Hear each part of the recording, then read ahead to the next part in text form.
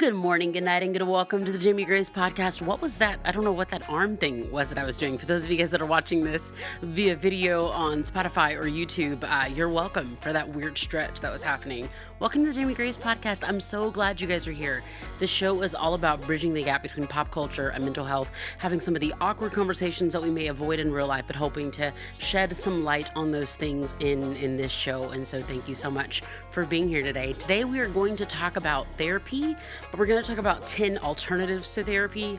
There are many different reasons why a lot of people just don't feel comfortable in a therapy setting. And so we're going to talk about that a little bit, but I'm going to give you guys 10 alternative options to therapy. And I hope that you find this episode to be beneficial. Before we jump into that too much, I want to go ahead and just say a couple of thank yous. If you don't know, you're about to find out that this show is very much so made possible because of my Patreon community. So thank you so much to Anna, all the way from the Netherlands. Thank you to Margarita, and thank you to Haley from New York. Super cool. Just a couple of the people that are supporting the show over at patreon.com/Jamie Grace. The music that you heard in the intro was produced by yours truly, and this show is produced by me. And so, every time you guys support on Patreon, it helps to keep this show alive. But even if you don't, if you hit me up on Instagram, leave a review on Apple Podcasts, your support always means a ton. So thank you a whole lot. I appreciate it. Like I said, today we're going to be talking about 10 different reasons why, or 10 alternatives to going to therapy. So I started going to therapy a little over 10 years ago. In-person therapy. I found out it was free in college, and that, free to me sounded great. I love humans. And so the idea of like free, like, wait, not that I usually would like pay people to be my friend, but the idea of just like, for real, like human interaction with someone that is really good at interacting with humans and that like has to be nice.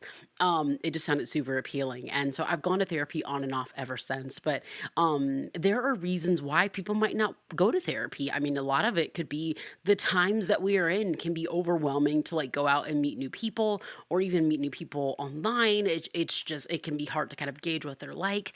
It could be because of like financial stuff. You could just be like, yeah, I'm not in a place to pay for therapy right now. Like that's just not what's happening. It could also be that you're in therapy or you have tried therapy in the past and this isn't the season for it, or you just want something in addition to therapy. There could be so many different reasons, but I think a lot of times there's a misconception that therapy is a magical place where we go and all things are perfected. And that's simply not true. In the, subtitle of my book, Finding Quiet, it says, "My Journey to Finding Peace in an Anxious World." And I know that can feel so cliche and almost like a cop-out to use the word journey, but that's what this is, Therapy is not going to fix it all, and even the things I'm going to tell you, it's not like, okay, these 10 things, jump on that and it's going to be perfect. Like, that's not going to happen. It's all a journey, and I hope to give you all some tools that are useful for your journey of life. Wow. It's circle of life. That's what I just messed that up. Have you guys seen Olaf's new where he does like all the explaining of classic Disney movies? It's great. It's on Disney Plus. Not an ad. I'm just the taller mom. So we've been watching it. And it's really funny. It's super cute. But anyways, guys, let's jump into it. 10 alternatives for therapy. All right, so number one, I'm going to say a short-term book club, especially if it has any type of devotional component or like a journaling component. So I will leave a link in the show notes to like my book club Amazon list of some of my favorite books. If you've been following me for a while, you can probably already guess some of the ones that are going to be over there. The Boundaries book by Nedra Tawwab, that's going to be on there. Of course, my book Finding Quiet, I'm going to include that for you guys. And then if you, I'm not sure if you guys know this, if it's your first time checking out the show, but I am a Christian, and so I'll include some of my favorite like faith-based tools as well. Some really great books there. But that's one thing that I think is super important. And I like to emphasize on short term because I think sometimes if you just kind of like want to start a book club, it can feel very intimidating if you're like, how long is this going to last? Like, this could be really stressful. Like, I'm going to have to talk to these people for the rest of my life. Like, do I even like people like that? I did that last year. I started a book club, and then or maybe it was this year. I don't know what is time. And after a few months, I was like, this, I'm sleepy. like, like my Amazon list book club, it was an Instagram. And after a few months, I was like, I don't want to, it's not that I don't want to do this, but I'm sleepy now. So I recommend getting a really good book on whatever it is you might be dealing with, whether it's like anxiety, personal stress, some fear, some worry, grief of a friendship, a breakup, whatever it might be that you're going through. Find a book on that topic, get at least one or two other people, and say, hey, would you want to read this book with me? We can do a chapter a week, right? Like it doesn't have to be some like deeply invested, like everybody, you're basically doing a part-time volunteer opportunity, you know. So that is just one thing that I would definitely say is get started in a book club, a short-term book club with at least one or two other people. You can read a chapter a week, you can read 3 chapters a week, and get together at least 2 times a month and just talk about what you're learning, talk about what you're journaling if you're comfortable with that, because that can be a really good way, again, in partnership with therapy or standalone. It's just a great way to continue to build community, and to build accountability with other people. And that actually leads directly into number two, because this is a bit more specific or when it comes to the accountability side of things. But the second one I have is accountability with a friend. That's a bit different than just like, doing a book club with a few people, because you might post on your, I actually had a friend that did that. She posted on her Instagram story, like, hey, anybody want to do a book club with me? And it was, kind of whoever reached out and she started a book club. But you might want to do something that's a little bit more specific, right? If you're going through the loss of a loved one, or like I said, a breakup or something like that, and someone in your life that has dealt with something similar, you can reach out and say, hey, would you mind just kind of like checking in with me like on Mondays at 1 o'clock for like 5 minutes, because I'm kind of worried about like how I'm dealing with this, or I know you've been through something similar. I know that might feel super weird, but again, we have to make sure that as people that are pro therapy, like myself, I'm in therapy right now weekly. I love it. I very much benefit from seeing my therapist every single week. But as someone that is pro therapy, I want to make sure that I never put therapy on a pedestal as though it is the only option for hope, as though it is the only option for community, as though it is the only option for socialization and reaching out and accountability. Friendship is so important. I have a friend that I reached out to earlier this year. I was just going through something, and I remembered from something she told me a while back that she was kind of in the same place. And so I just reached out and I said, hey, like, can we just check in with each other every week about how this is going? And then it turned out to be a group text with 4 girls that were all going through like some of the same stuff. And it was so great. I think the last time one of us even said anything in that group text was maybe 2 or 3 months ago, because it was much earlier this year. But for a few weeks, it was pretty consistent, and it was what all of us needed. And so I still talk to all of those friends separately. But that group text, it just kind of simmered as we all reached the goals that we wanted to reach. And so it was really beneficial. So reaching out directly to a friend one-on-one and saying like, I would like accountability. I would like your support. I'd like to call you every 2 weeks. I'd like to, you to call me every other week, whatever it might be. That can like genuinely be a really, really good thing to do. Okay, so the next one, number 3, is joining a class outside of your home, any type of class or group that's not specifically related to like a book, and telling someone your name.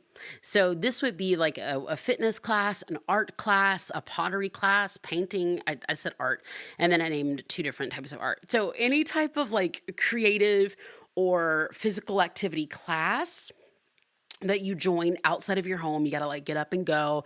If you are a bit cautious about like, with the way the world is right now, there's tons of outdoor opportunities, especially depending on what side of the world you live on.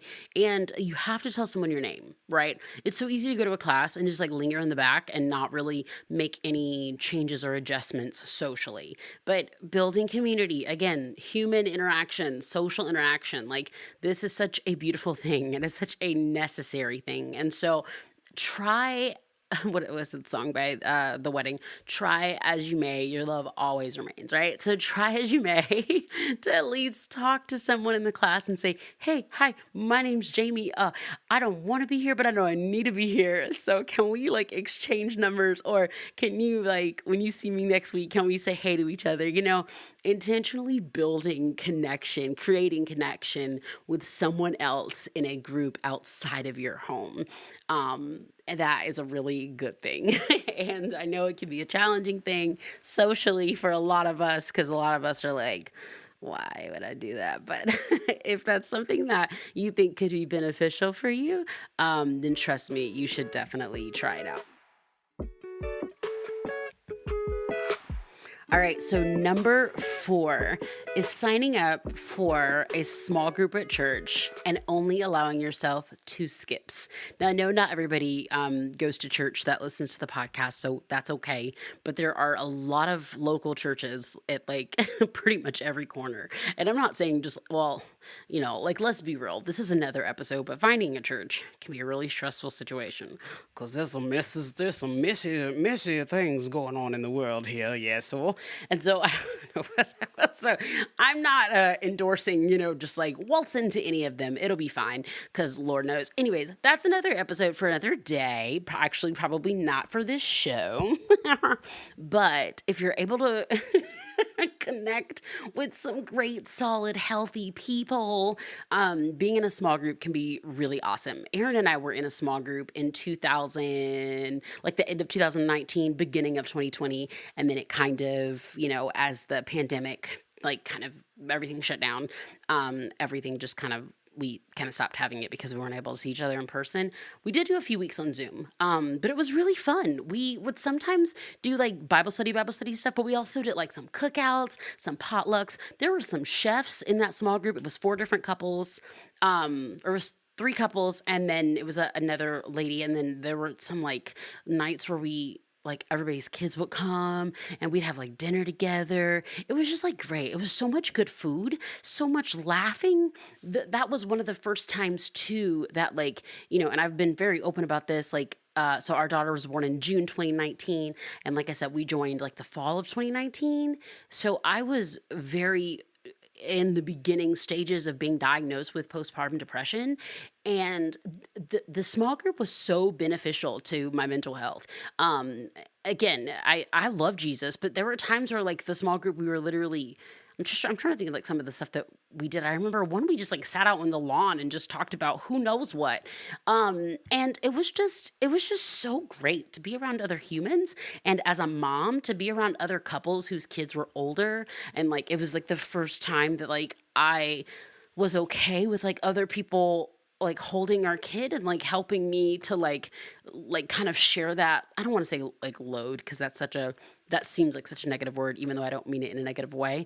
But just like to help share the responsibility of raising a little one. It really reminded me of the old school phrase of like, this is our village. And I really miss them. I love our small group people were so amazing. And it was just great, just socially. And so I'm really grateful for that. And I think that if you're in a place where you're like, look, I just don't feel like I belong, I just don't feel like I have people, there are a lot of really good churches that have really great small group opportunities. Like I said, a lot of them are, like lesson based, and we did, like watch like the Bible studies and stuff. Like, don't worry, Rick, I promise we watch Bible studies. But a lot of times it was just like, I mean this in a non-weird way, but can I just like lay on your couch while you cuddle my baby? It's like I just need this social interaction. My mom heart just needs this today. And it was really awesome. So we were super grateful for that. And then number 5, this kind of goes with number 3, but it's a little bit different. Number 5 is playing an intramural / recreational sport that involves you joining a team, right? So number 3 had some athletic, hints toward it, but this one is like very specifically like, no, this is like join a recreational softball team or a soccer team. Something, if you're not very athletic, you can kind of go, like me, you can kind of go beforehand and kind of case it out and see if they're the kind of people that are going to be like, come on, why I paid $73 and you didn't get one goal. If that's going to be their vibe, then you don't want to go there. But if you could find something good and recreational in your area just to go and have fun and be a part of a team, go be a part of a team. Even just saying that word is so beneficial. We use that word a lot in our home and in our marriage. We talk a lot about like, yeah, like we're a team. Like, and we'll even like, and not like in a cheesy weird way, but we'll even, well, I especially will casually use that word. Just be like, yeah, like I love our team, babe. I love us as a team. Just using that word. There's something about the collective of humans being called team that is just so empowering. Another personal experience when I was in college, I really struggled with my mental health, especially certain seasons. And I also really struggled socially. There were a lot of people that were like cool with me, but weren't like, they wouldn't like invite me to hang out with them. You know what I mean? They were just like, oh, we'll eat at the cafeteria table for like 12 minutes and 13 seconds, but like, you're not cool enough to like go out to dinner with us. So I spent so much time with the soccer team at my school, the women's soccer team, and also the women's basketball team. And to this day, her name is Mandy Cook, and she was the coach of the women's basketball team. To this day, I call her coach. She was not my coach. I did not try out for the team. I don't know how to play sports, but she was so good. All the coaches at my alma mater, they were all so good at cultivating that team spirit, so much so that someone like me, a complete outsider, if they saw that I needed a team, then they welcomed me. And so I'm just really grateful for my teams. Even though the soccer team recently had a reunion and I wasn't invited, and I was like, all those pictures I took from the sidelines, was I nothing? Clearly not actually a team member, but they were my friends. This just got so sad. Still go join a team, guys. Still go join a team. Okay, number number 6 coming up in just a minute.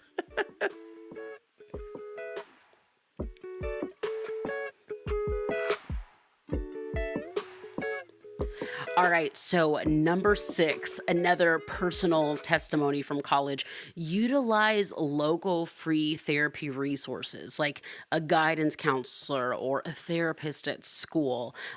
This is mostly just, for students because that's the place where I can mostly think of them, but also there are a lot of people, you might be a member of a church and they might have therapists there as well. It is something that is good to mention, or just to be cautious of, is that like, a guidance counselor will likely be very different from like a licensed psychologist, but a lot of times guidance counselors are licensed psychologists, so that can be very beneficial.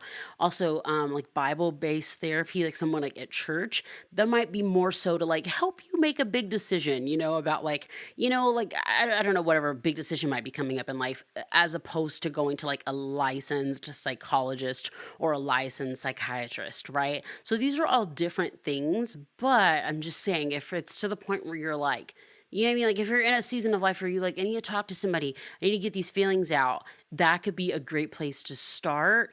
Just when it comes to growing and learning in your ability to express yourself, again, build community, and start to not at all like rely on someone else to like tell you what to do, but just to grow and learn into hearing different perspectives, weighing options, and not just allowing those thoughts to overwhelm us and make us feel more isolated than we possibly are.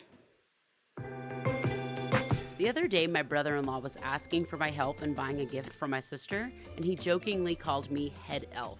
Except it wasn't totally a joke. I loved gift giving and list curating, but y'all, this year, head elf responsibilities just might be too much. And the best way to make a gift giving easier is to try Elfster. It's the #1 Secret Santa app in the world. And with Elfster, you can create a free gift-giving exchange by setting the date, the budget, and letting Elfster take care of all the busy work. Add gifts to your wish list from all the brands you love, like Amazon, Etsy, Sephora, and more. And when you share your wish list with your family and friends, you can make sure that everybody gets a gift that they really want. So go to elfster.com or download the Elfster app today. And of course, thank you, Elfster, for sponsoring the Jamie Grace podcast. All right, so another one, number 7, this is one of my favorite ones personally, is have a quarterly movie night with a few friends where you watch specific messages or talks about mental health and you discuss them together. So there are so many different variations of like a mental health movie night, right? Or emotional wellness movie night. There's so many different variations of this. One of them could literally be like, again, a group text, an Instagram DM, group DM, or something like that, where you're watching different movies together and you're just kind of comparing notes and saying like, hey, like, what do you think about this? Like, what were your opinions on this? I actually think I might do an episode.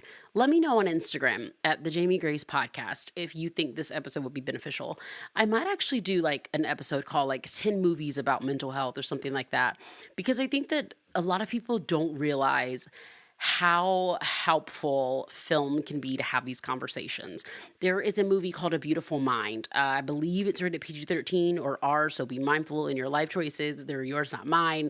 That movie has some very powerful things that have taught me so much about myself. And the lead, he and I we don't have that many similarities when it comes to our diagnosis. For those of you guys that don't know about my personal one, it's Tourette syndrome, anxiety, OCD, and ADHD. I love how that's the one I always forget. So ironic. So, that's not even his diagnosis, but that film really gave me a lot of language to be able to communicate. Same with the film Dear Evan Hansen. I know there have been so many different controversies for so many different reasons surrounding that film. And so viewer discretion is most definitely advised because in any film, right? Especially if you're dealing with mental health stuff, you have to be mindful of what you could be getting into watching it. But I will say that the song that Amanda Stenberg sang, and then forgive me, even though I'm a musical theater nerd, I hadn't done my research on the theater or the production beforehand. But there's a song that she sings. It's something along the lines of like the other ones or the hidden ones or something like that. That song gave me the language to communicate to my husband some things that I have been feeling that I didn't even know how to express. I didn't even know I was missing.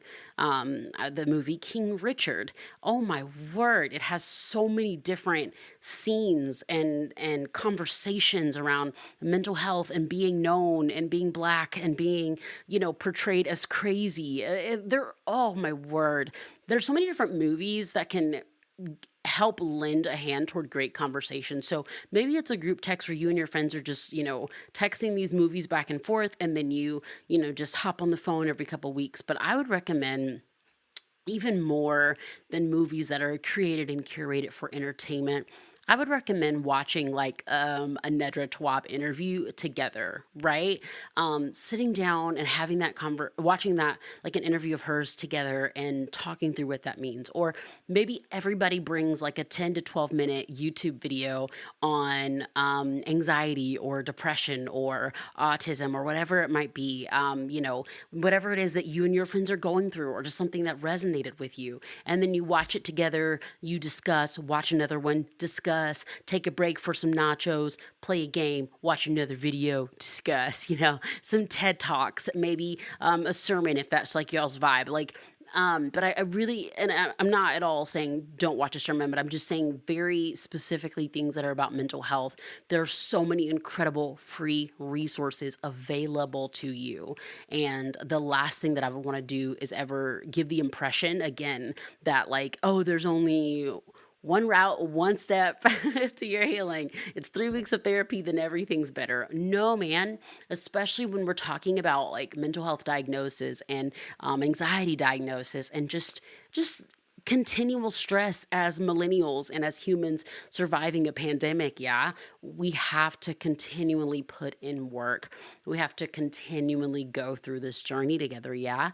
And so I really hope that these resources will prove to be beneficial to you guys. And I really hope that you can have at least once a year a movie night or a message night, YouTube video night, but quarterly, right? It could be a good idea. It could be a really fun thing. All right, number 8. Number 8 involves a little bit more of like a social thing. Like sometimes people get a little overwhelmed, like making a phone call or sending an Instagram message to someone that you don't know as well. So what I'm going to do is tell you this really quick, and then I'm going to like actually say something that you can like write down and copy and paste. because I just want to help, if I can, make this a little bit less stressful for you guys. So, number 8 is to email like a group or a therapist that you might want to work with and ask if they have any recommended resources. And so, what I mean by this is, you might know of like a local, like nonprofit or something like that, that seems to be really awesome and beneficial, but maybe their schedule's crazy booked.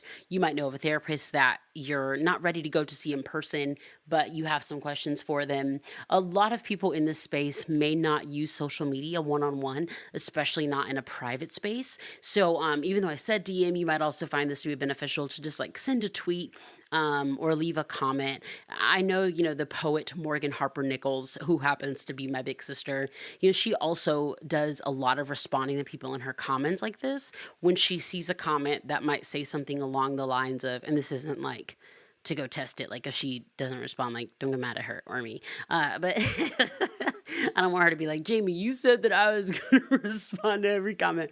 But here we go. Here's the script. Hey, I was wondering, would you happen to have any recommended resources, especially reading for someone that is dealing with the loss of a loved one? Super simple, right? That could be a tweet. It can be a comment on an Instagram post or something like that. People have asked me that kind of stuff before too. And so I say that because a lot of times, like, you can kind of feel in the dark completely, of like, I know I need to reach out. I know I need to get help, but like, what does that mean? And so if you're able to kind of pinpoint, like, what is the journey that I'm on, right? Like, I'm dealing with things when it comes to eating. I'm dealing with things when it comes to body image. I'm dealing with things when it comes to being a new mom. I'm dealing with things when it comes to finding my purpose in life. I'm dealing with XYZ. I'm dealing with this or that. Like, if you can, try to kind of pinpoint a little bit and then just reach out, like I said, to a nonprofit, a therapy group or something like that, and just say like, hey, it'd be super cool to come on your live shows in the future. It'd be super cool to, be able to be a client of your, group in the future, however it will be phrased. But in the meantime, do you have any recommended resources that you think would be beneficial to me?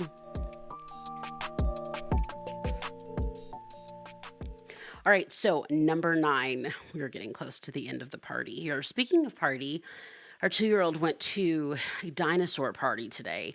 It was the party theme was, what was it? It was Come On Let's Roar because Emma's 4 or something like that. It was super great. My friend Lindsay, she was like, yeah, it's just gonna be like a really chill party because we just came back from out of town. And then we went to the party and there was a dinosaur, a person in a costume, but not like that one that we all see. And it's like, oh, there you are. It looked like an actual dinosaur. Like, for a second, I had to think, I was like, is this a dinosaur? Is that a dinosaur? And I was like, oh, I think it's a person. I don't think dinosaurs are here anymore. It was super cool. It was like a whole show. They did a whole show in the backyard with a dinosaur. And then it was really cool. Like, Bella, our 2-year-old baby that I birthed, she was not into it at first. She kept kind of looking at the dinosaur like, you have no business in this suburban neighborhood. But eventually she kept asking for the dinosaur and she wanted to go dance. And I mean, I didn't know that was a thing that people did. Like, my friend Lindsay would say that she's not bougie, but I don't think it's true. You know what I mean? In a good way. Love nice gowns, nice gowns. I just, I've never had someone tell me it's gonna be a low key party and then I show up and there's a dinosaur. Anyways, it was awesome. You're awesome, Lindsay. Number 9, join a small group hosted by a licensed psychologist or therapist. I will leave a therapy resource for group therapy in the show notes. That's actually a thing. It can oftentimes be a lot more affordable than one-on-one therapy and a lot less intimidating when it comes to just like joining a, what's it called? Like joining up with a therapist or meeting up with a therapist instead of like you and a stranger in a room and the intimidation or the, just not knowing what to expect of being with a therapist. You can be in a small group with multiple people that are going through similar things that you are. And it can be really beneficial to your growth. And one of the most awesome things about it is that there are small groups that are led by licensed psychologists and therapists. And, I know I've already mentioned this before, but like, what's the song? Like, everything has its season, everything has its time, and even in the Bible, it's like, there's a time for everything. Like, there is a time and a place for like small group stuff at church, guidance counselors at school, licensed psychologists, licensed psychiatrists, neurologists. Like, all of these people have different purposes and serve different purposes, right? And so this isn't to say like, oh, well, this one replaces that and that one replaces this one. Not at all. But if you're wanting to be in an environment with a licensed human, that is the kind of therapist that I see. And she also happens to be a follower of Jesus, but that is not necessarily the basis of what we talk about, because for me personally, that's why I have a pastor relationship. That's why I have my church relationship. So being in that small group with a licensed psychiatrist or licensed psychologist can be super beneficial. And like I said, it can make everything a lot less intimidating. And now, here we are. Number 10, the final, last but not least. I kind of not officially came up with this, but I did kind of come up with this. I make a list of things that are getting on my nerves. I have an ongoing list. Actually, well, it's ongoing, but they're all separate. So, okay, let me explain. So every time something is stressing me out, sometimes I can brush it off, right? Like, sometimes something is like, oh, that was annoying. And then you don't think about it anymore. But sometimes things are stressing you out, and they really do start to what is it? Like, connect the dots to other things that are stressing you out. Especially if you're like me and you have anxiety, then you kind of start to like rabbit hole, and quickly you're now in a loop of a million different things, a million dreams, so many different things that are getting on your nerves. And it's wild and it's annoying. And it's like, what in the world am I supposed to do with this now? And so what I do is there's tons of different apps on like iPhone, maybe even Android. There's tons of different apps that are like free notes apps, even password protected ones, whatever you want to do. Where you can just like write down like, okay, today is November whatever, and I am stressed out by A, B, C, D, E, F, G, right? Just write down those things. And then you can close your phone and just kind of be like, okay, I wrote it down. It probably won't feel like a big magical revelation, especially the first time you do this. It's likely not going to be absolutely transformative and remarkable, but just stick with it. I promise. And I maybe should have said that at the beginning for all of these things. None of these things are going to feel like, or possibly none of these things are going to feel absolutely life-changing in the beginning. But again, it's a journey. And so when you stick with these things and you're constantly working toward just this peace and rest and this quiet, you'll be absolutely amazed where, time and work will take you. And so what I started doing, again, when I kind of found myself thinking of like more than one thing that's getting on my nerves, I start making this list. I usually make a list once or twice a week.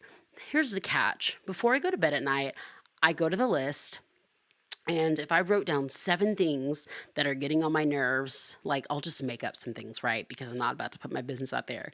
But like, neighbor messed up my front porch decorations. It's like a crime. Anyways, neighbor messed up my front porch decorations. Pizza was late getting delivered.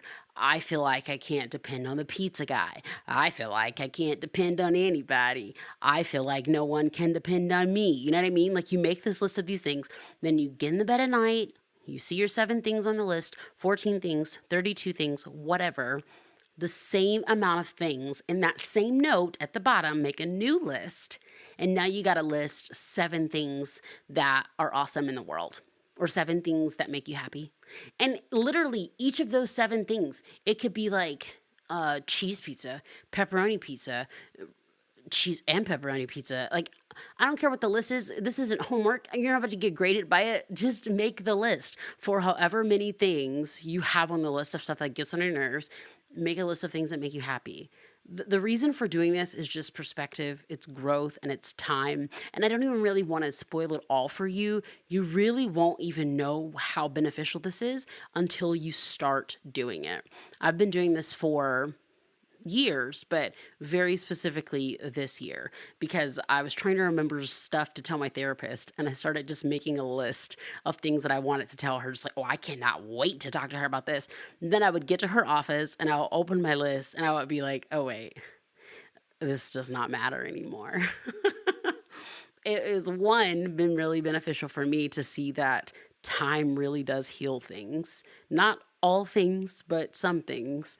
And it's also been really beneficial for me too to see how much beauty is in the world, in spite of the pain that I experience as well. It's given me the freedom to experience both, as opposed to like, oh no, like everything's falling apart or everything is perfect. When is it going to fall apart? It's given me the freedom to embrace both of those things.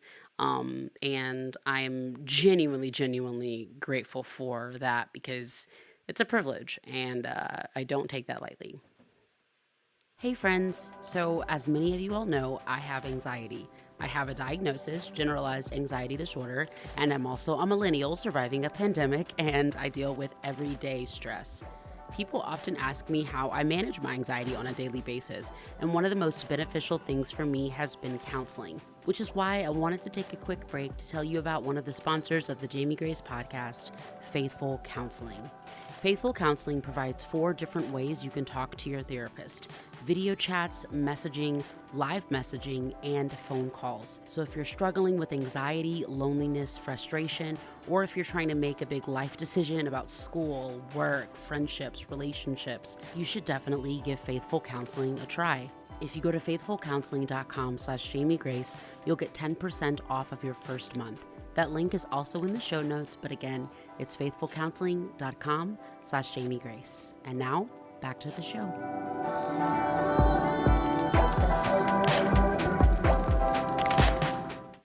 I hope it's no surprise to hear a counseling ad in this podcast episode, because all of these things have been helpful to me at some season in my life. And I hope that I can just provide you with as many resources and options as possible so that you can take the first, second, third, or fourth step into your own healing journey, because you're worth it. And so I hope that these 10 things, and even the 2 ads that hopefully bring you some joy and some peace as well, I hope that these things really do help. I am so grateful that I am the woman that I am today. I look at where I was 7 or 8 years ago in a very, very dark place, and I am just so grateful that I am where I am today. And so, like I said, all these things have been beneficial to me, and I hope that they can be beneficial to you as well. Thank you so much for listening, friends. This is the last episode you will hear from me before I turn 30. I turned 30 on November 25th. I literally just had to think about it. I've been wanting to be 30 years old since I was 7 years old. And so I'm really excited, but I also kind of feel like there's a lot of pressure around that too. So, yay, happy 30th to me. Woohoo, I'm getting old. I'm really excited about it. I'm super, super pumped. So if you want to get me a present or something like that, just be a good human. Yeah. Be nice to a human that you see. Do some good old cliches, some good old classics, and pay for somebody's food in the drive-through, or, go the extra mile to smile at somebody that looks like they're having a bad day. Whatever it is, it's just a way that you can show love. I think you guys should do that for sure. You can also stream my new song, Show Love. It came out yesterday on Spotify, Apple Music. It's the extended version. Jamie Grace's Show Love featuring Morgan Harper Nichols. I would not be able to make music. I would not be making my podcast if it was not for the amazing people at Patreon. So thank you guys so much for being the absolute best. Patreon.com/Jamie Grace. I really am so grateful that you guys support the show. So thank you so much. Hit me up on Instagram at the Jamie Grace Podcast. My personal Instagram is at Jamie Grace H for sounds and playlists almost every single day. Have the best weekend of your entire lives. And if you don't, not my fault. Just kidding. I'll talk to you guys on the internet. Okay, bye.